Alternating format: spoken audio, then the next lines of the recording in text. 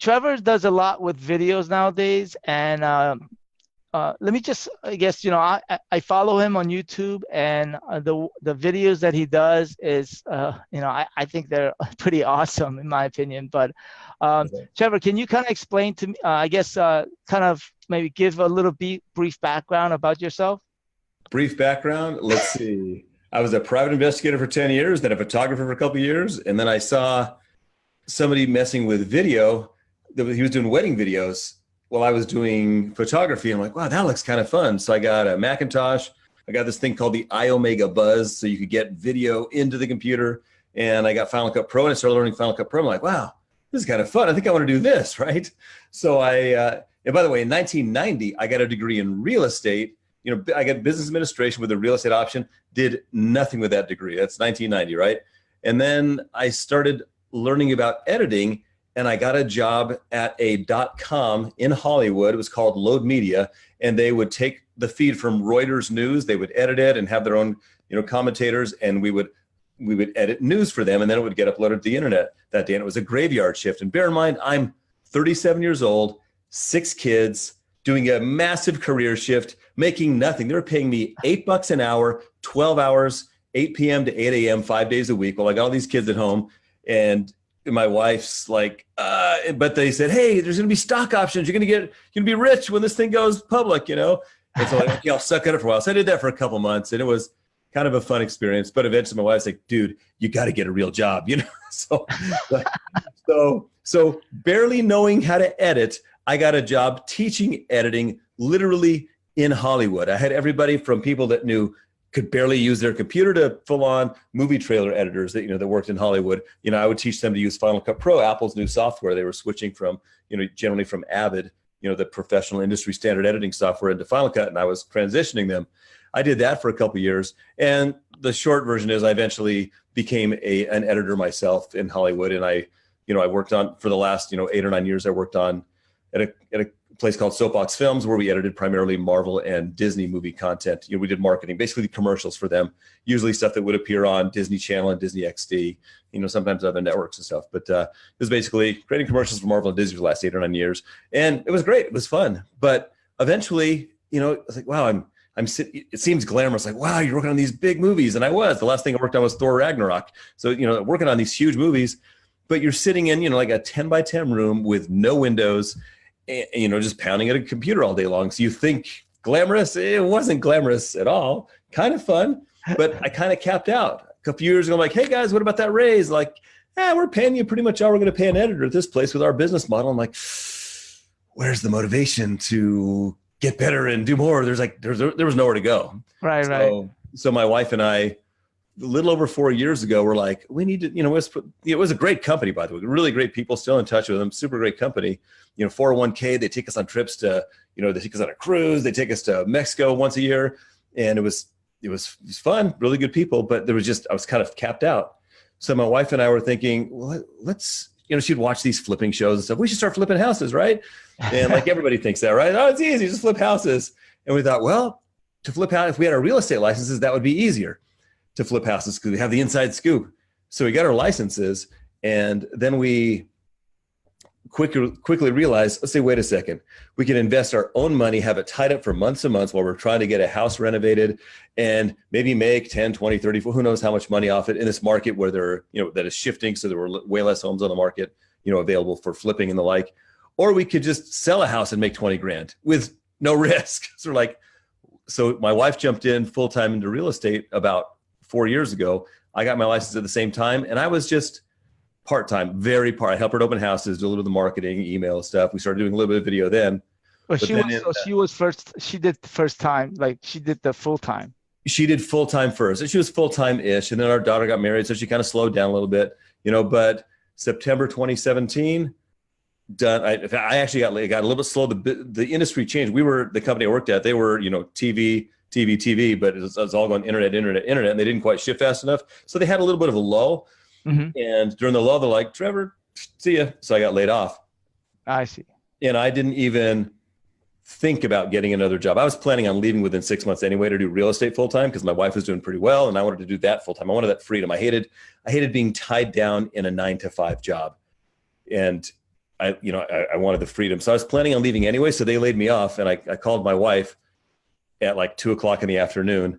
Yeah, I'm like, did I tell you that? Have you yeah, heard that I remember. I watched all your videos, so Yeah. I know that. You know that story. So she's like, well, you got laid off. Like, so she guessed, but I didn't even think about getting another job. And I did real estate full time. So we were all in on real estate. And, we had a little momentum already because she'd been working. We were doing okay, but then we just went all in on video. And literally all we do now is open houses, Sphere, all enhanced with video. We try to email our database once or twice a week at least. And usually with a clickable link that's a photo going to our latest video. Mm-hmm. And with that, in 2018 was my first full year real time in real estate. We had a great year. We hit almost 400 grand GCI, and no cold calling, no FISBOs, no expireds, none of that stuff. It's just work in the Sphere, being in front of people, and video. So I guess my initial question is when you say video, what are you doing with videos that you think as a real estate agent that's really helping you? What we're doing with video is of course we have listing videos, and we have somebody else. I used to do those, but they're not worth my time anymore. Mm-hmm. What we do is we create videos that, we do a little research beforehand, and we try to figure out what people are searching for on the internet. What do people in our local market want to know about real estate? And then we create videos around that. And that's the ideal. It doesn't always happen that way. Sometimes we got to get the market update out, but we do market updates. We do business to business interviews. We create videos that answer questions people are searching for. We do a little bit of topical research online. Mm-hmm. Keyword research is what it's called, but that's a whole nother subject. And we blast these videos to our people every week so they stay in front of us. We also do vlogs, which isn't necessary. I do this because I really love them. And as far as how much value the vlogs bring, it's more of a know, like, trust. It's getting in front of people. And we're not really using it to prospect directly and get, for generating. It's not really for lead gen. It's really to stay in front of the leads we generate from open houses and in front of our Sphere, and the people. We have 1,600 people in our database, to stay in front of them. So when they think, oh, real estate, they think of us. They call us. So we're not doing cold calling. We probably should be doing a little more aggressive prospecting, but things are going great, right now, the way we're doing things. And because I'm doing actually a lot of this speaking and creating a lot of video content for agents right now, so it's taken away a little bit from the real estate side of things. I need to be putting out more videos, but it's 85% of internet traffic this year is supposed to be video, and most agents aren't doing anything. It's free advertising. It's you can blast a video and have an audience of 2 billion people, and nobody's doing it for free. But imagine if you're putting up a quality video every week and you're answering questions and you look like the industry expert and you're this likable guy that is connecting with his audience. You've thought about, who's my target audience? I know who they are. I know how they dress. I know what they look like. I know how they talk. I know what their interests are. And you craft videos specifically for your target audience, and you blast them every week to your database. You put them on Facebook and YouTube and Twitter and LinkedIn. So they're everywhere. You're omnipresent. Pretty soon, there's only one guy people are going to think of in your market. Right. And there's ways to get it in front of a lot of people very fast. So most people are very uncomfortable with getting on and video. I mean, what would you say to them, or what recommendations and suggestions? Yeah, I've got a couple. First of all, I hear that all the time. It's like, Trevor, I don't look how I look on camera. I don't like my voice. I don't like how I sound on camera. And they kind of trip out about that. And I'd be like, if it was you, I'd say, Paul, you look exactly the same on a camera as you do in real life. Do you go like this when you meet people in public? You mask your voice so they can't hear you? No, you just be you. Just be you. So get over it. You look the same. The only person that's all freaked out about you being on camera is you. And you're obviously not afraid because you're doing podcasts. You're doing great. But a lot of people are very afraid of that. So, but the trick is, like anything else, is to do it. And the way you do it is you do it somewhere that's relatively safe. And I assume if somebody doesn't like being on video, maybe they don't even have an Instagram account yet. They haven't even started there. A great place to start is to get an Instagram account and start posting Instagram stories. And you've seen my videos, but you know that an Instagram story is only 15 seconds long. There's no prep. It's very real and natural. It's not produced. It's not a big production with fancy cameras and mics. It's just you and your cell phone, 15 seconds, get on there every day, once or twice every day, and you can record it for 15 seconds and go, didn't like that take, delete. Do it again, and oh, I like that take, upload it. In the beginning, nobody's gonna even see it. You don't need to stress about it because nobody's gonna see it in the beginning if you don't have a big Instagram following, but it's a great way to practice, to get comfortable. You can see yourself, you can see exactly what you look like and go, oh, I don't like my hair like that, let me do this. Let me grow some hair right here. You know, you figure it out so you look a little bit better. So you look the way you want to look. And there's tricks that I tell people, ways to look better on camera and stuff. There's all kinds of that stuff, but it's just a matter of doing it. So do like 2 Instagram stories every day for a month, and then graduate, and then maybe do a Facebook Live. Maybe do a Facebook Live every week. People think, oh, I don't have the fancy camera and the lighting and the mic, and it's so complicated. This is all you need, man. Half my videos on my real estate YouTube channel are shot with my iPhone. It's like, and they look, nobody knows. Nobody can tell if I'm using my GH5 or my Canon or my iPhone. Nobody knows the bloody difference except you. People get all caught up in the equipment and editing. Do a Facebook Live from your phone once a week after you get comfortable with Instagram stories, just for 1 minute. Do a little bit of research. Go, hey, let me just do a little bit of research about the market and try to figure out a little bit of story to put into it. And I'll do a Facebook Live once a week for 1 minute on Facebook at the same time every week. People come to expect that. You'll get more and more comfortable. No editing, no music, no sound effect, no camera, no mic, no nothing, no cost. You just start doing it. Yeah, I mean, I think I mean, just right now, the ability for somebody to just broadcast for free and to be able to reach, you know, many, many people, and it's free, right? It's free. It's huge.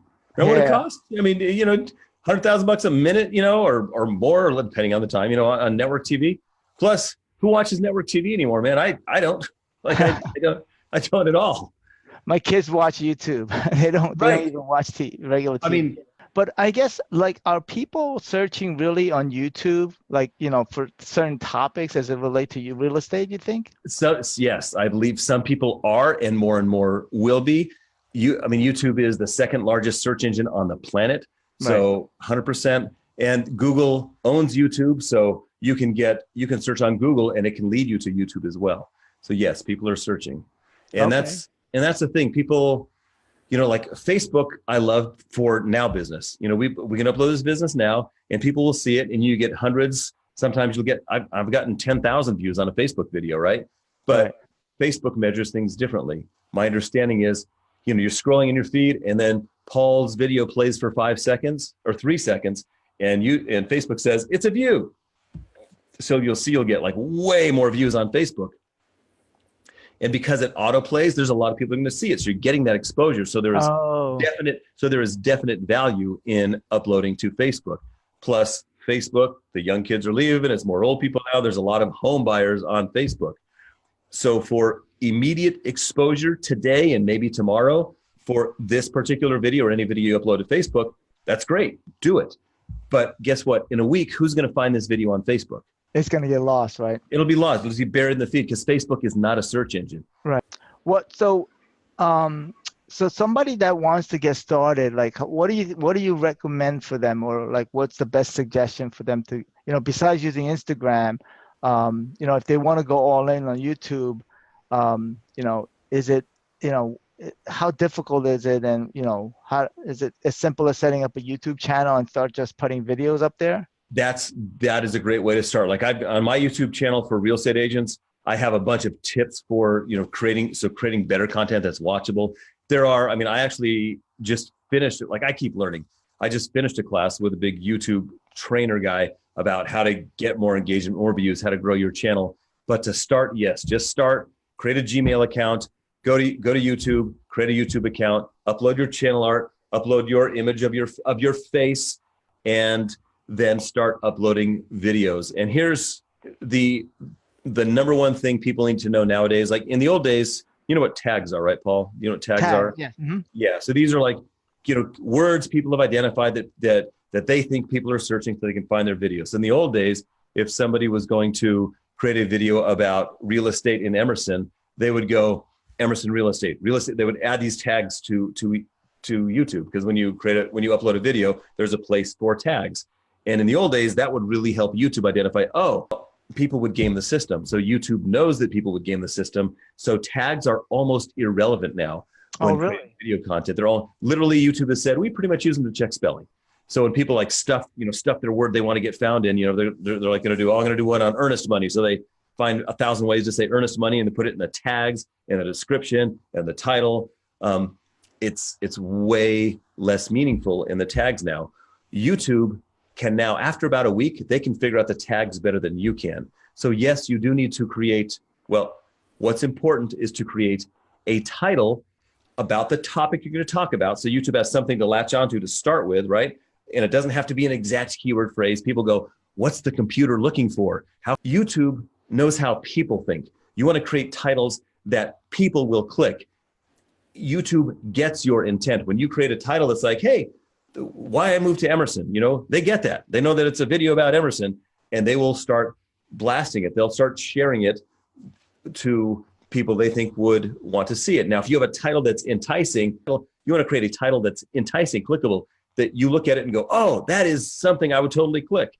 Do some research, kind of figure out what's something that would entice a human being to click, not a computer. So your title is super important, number one, but make it for people, not for computers, because the algorithm, YouTube's algorithm, is learning what people want to do. So they see that title, and the next important thing to get it clicked is a killer thumbnail. Now, if you don't upload a custom thumbnail, YouTube's going to choose a thumbnail. You got a 10-minute video, they'll choose one frame from that 10-minute video at random, and they'll make it your thumbnail. And it might be great, it might suck. But what's much better is for you to create the thumbnail. And literally the best YouTubers that are following the best practices, they are identifying their topic, they are identifying, determining their title, and they're creating their thumbnail before they ever press record on their camera. I mean, that's a huge tip. If you start doing that, you're going to blow away the competition, because most people aren't doing that. They'll just go, Emerson Real Estate, whatever. They'll just kind of whatever the title, whatever the thumbnail, and it's not going to get clicked. So that's step one, is to get that thing clicked.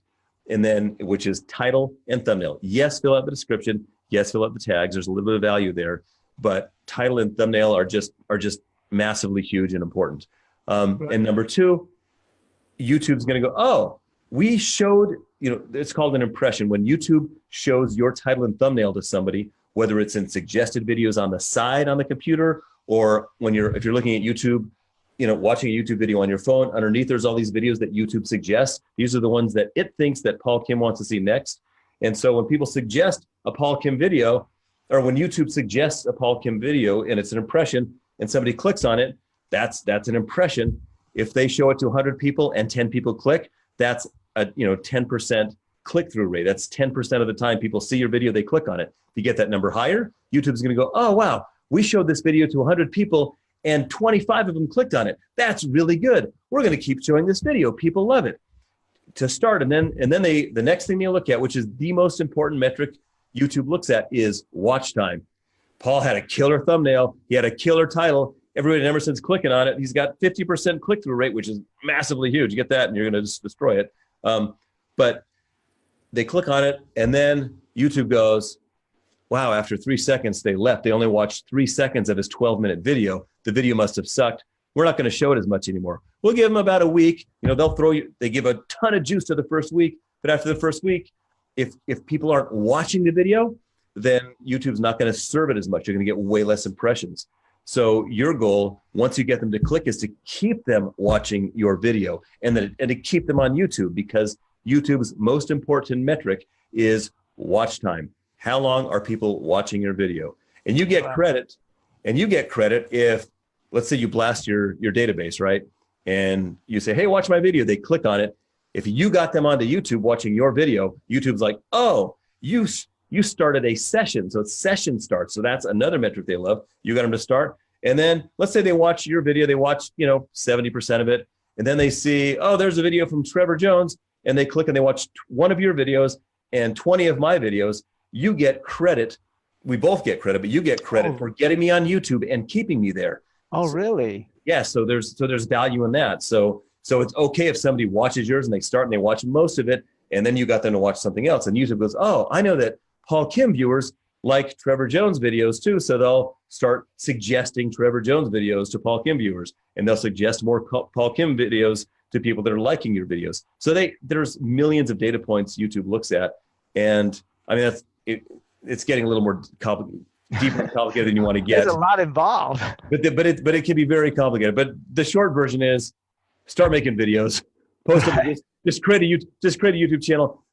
Like I'm like learning all of this technical stuff and learning about analytics, and I get all excited about it. And it's gonna like, I know it freaks people out. They're like, it's too much. But just start simply Instagram, Facebook, create that YouTube channel, and start uploading videos. And over time, you're gonna learn the best practices. But just start getting them up there. You get that library up there. Right. And, I mean, that's basically what I'm doing. Is it was overwhelming for me at first. Yes. And as I start doing more and getting, building in systems and start pushing out videos and content, I'm starting to develop systems, and I have help right now. So it's becoming a little bit easier, but it's still a lot to learn. There's a ton to it. It's never like, dude, I've been in the entertainment industry for like 20 years.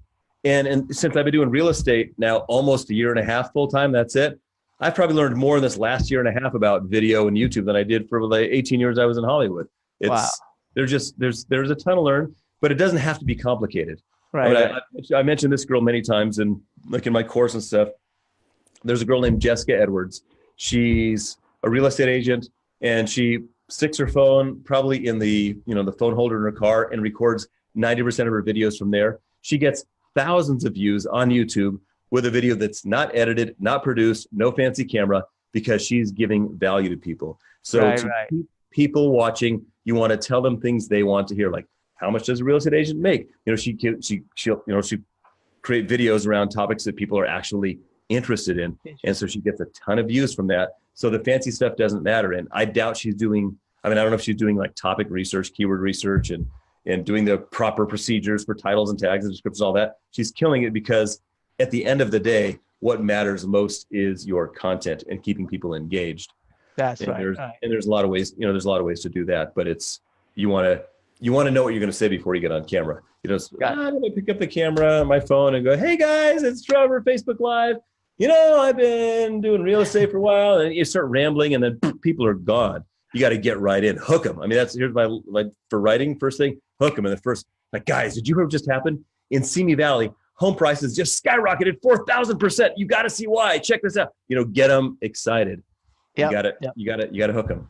And that's one thing good. That's one thing. Your videos are really, really good. I mean, that's why I watch it. It's like inspiration, because I feel like some of my videos are kind of dry. So I'm trying to make it more, exciting, I guess, like you, but it's a learning process. It's totally a learning process. Yeah. And I was an editor. I wasn't an on-camera talent. I had to learn how to be on camera. And in the beginning, my wife and I it was pretty boring and pretty dry. I thought, I don't know if you watched my old ones, but out of the suit, we had a green screen with a big logo in the background, and I was trying to be all professional like a real estate agent. It's like, that's not me, dude. It took us a while to evolve and go, you know what? It's got to be yourself. Yeah.